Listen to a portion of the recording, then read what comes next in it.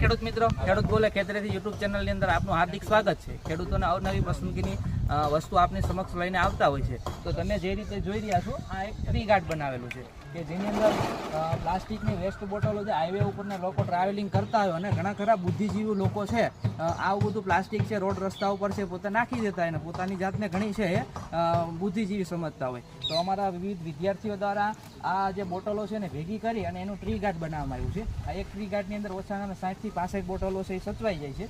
બીજા નંબરમાં જે નીચેના ભાગની બોટલો છે એની અંદર છેદ હોય છે, એટલે ટીપે ટીપે છે એ સૂક્ષ્મ પિયત પદ્ધતિની રીતે એમાંથી છે એને પાણી પણ છે એને કેનોપી એરિયામાં છે મળતું રહે છે। ઘણી બોટલોની અંદર છે જીવામૃત પણ ભરેલું છે, ઘણી બોટલોની અંદર જે ગળતિયા છાણિયા ખાતર ઘન જીવામૃત પણ ભરેલું છે, એ રીતે એને ન્યુટ્રિયન્ટ પણ મળે છે।